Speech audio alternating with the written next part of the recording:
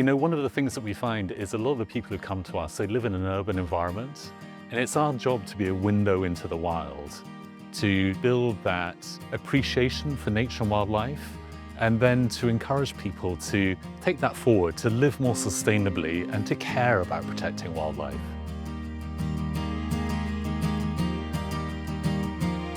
My name is Mike Barclay. I'm the CEO of the Mandai Wildlife Group. Our goal is to create here a world-leading nature and wildlife destination. Conservation and sustainability are intertwined. You can't do one without the other. We've got a great platform. We see more than 5 million people here every year, and we have very extensive education programs. We even have a school inside the zoo now.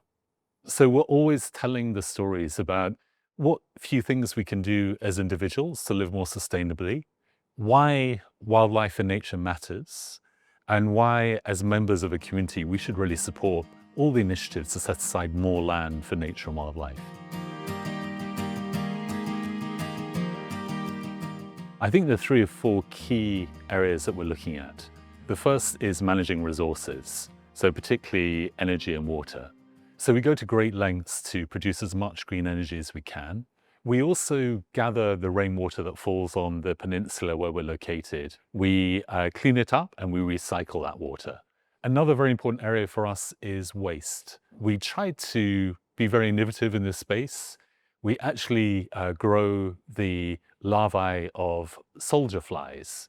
And these larvae are really good at eating up food waste, but they're also very nutritious food sources for our primates. So it's a lovely way of upcycling food waste into a food source. We're always trying to make more of what we have here in terms of natural resource. We actually intentionally go out into the fringing areas outside the land that we look after to improve the ecology. We're very keen to support community projects to help conserve threatened species here in Singapore. Animals like the wonderful Sunda pangolin or the bird, the straw-headed bulbul, which are critically endangered.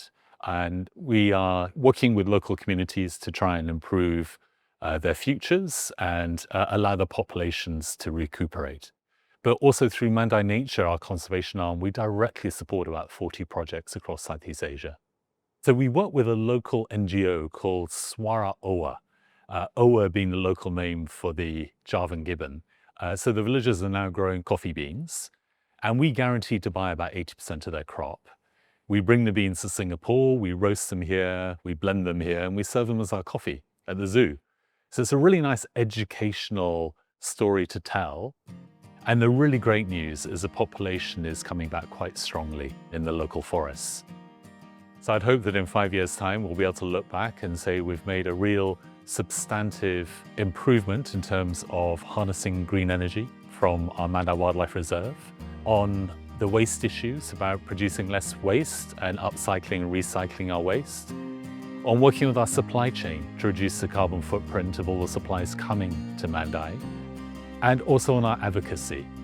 I think it's really important that we tell the stories to all the people who come to our parks and encourage them to live more sustainable lives.